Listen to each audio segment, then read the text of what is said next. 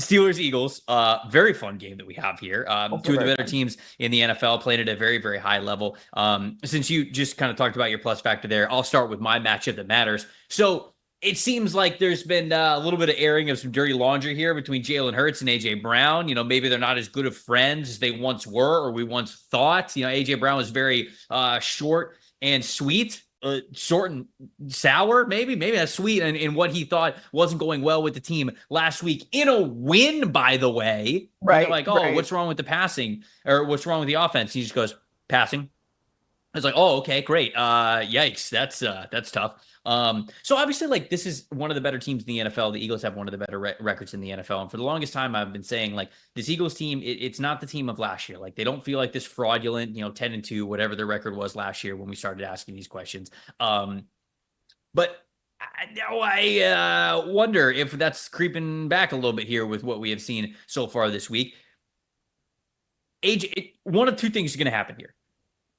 Either AJ Brown is going to continue to be frustrated and not really get the ball very much, or they're going to force feed the ever living crap out of him. And they're going to be like, see, you're happy. We're giving you the football. Everything's great.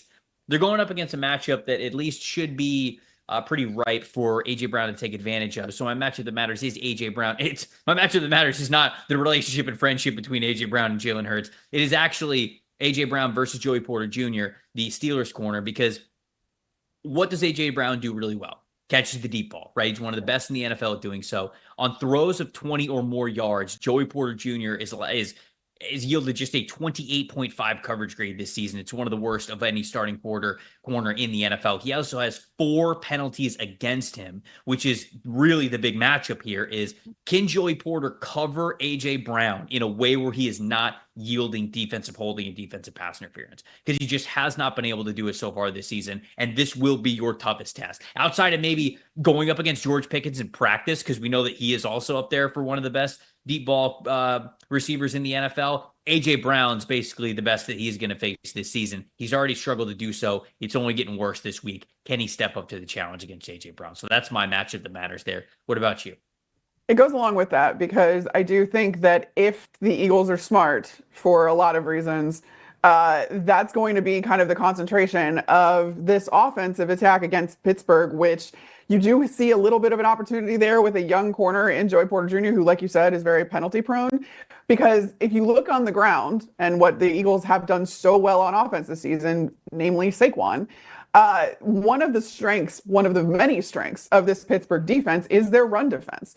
They have the 4th best run defense grade at 76. They have the 5th best EPA per play allowed, which is to say the 5th lowest. The 6th fewest missed tackles versus the run. So this is an incredibly sound team up front. And if anybody is going to limit Saquon, who, yes, is on an MVP tear, has all of the gaudy stats.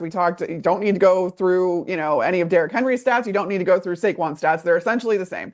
In a lot of ways, that is to say they are top of the league in what they do and on the ground. But this is something that the Pittsburgh Steelers do really well, is contend with running backs.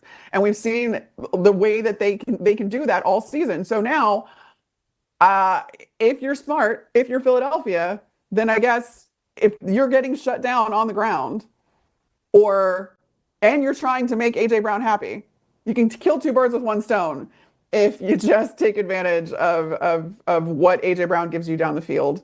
And if Joey Porter Jr. So my matchup that matters is kind of the same as yours, but for different reasoning in that this is something that is a way to exploit a matchup for the Philadelphia Eagles. Whereas if you stick to the ground, if you stick to what you've been doing, you're going to run into a strength of this team.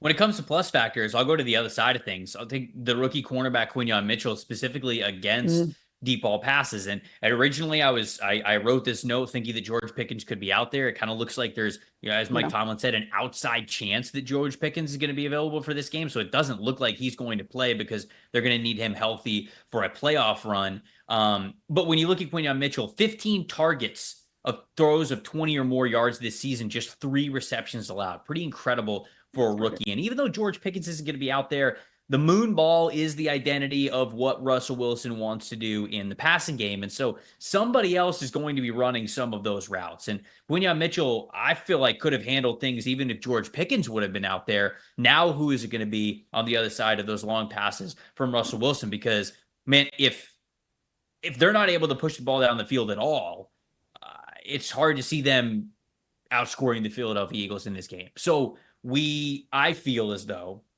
they're going to have to do that a little bit more than they did last week when they were without Pickens. And Quinyon's been fantastic at defending the deep ball. So he is my plus factor here, because if he continues to be lights out when doing so, I don't know if the Steelers can keep up. What about you? What do you got? Well, yeah, and then for that reason, because you don't know who's going to be available for you offensively, it's Najee Harris for the Steelers. And he's been quietly, I don't know if it's quietly, I don't know if it's like if people haven't really been paying attention to the way that I feel like Najee Harris has upticked his production over the last few weeks. He's got the second most missed tackles forced among running backs, behind only Josh Jacobs this season. So he's someone that is extraordinarily determined, and I really do feel like there's something to be said about keeping this offense multiple against an Eagles defense that is incredibly good in all three levels. You just talked about Quinyon Mitchell, but we didn't even talk about the defensive front in Philadelphia. But if you can get Najee Harris going and keep this offense, or keep the Philadelphia Eagles defense guessing, that's something that I think is going to help you if you're Pittsburgh. And it's not necessarily taking advantage of Russell Wilson's newfound or refound deep ball excellence and all that kind of stuff. But it should at least keep you moving down the field and help you control the clock a little bit more, keep the ball out of Jalen Hurts' hands and Saquon Barkley's and AJ Brown's and whoever else decides to get involved with Philadelphia. I think refound was the correct word. Refound. Because it is. It's a resurgence of the Russell Wilson that we saw in Seattle just now with the Pittsburgh Steelers.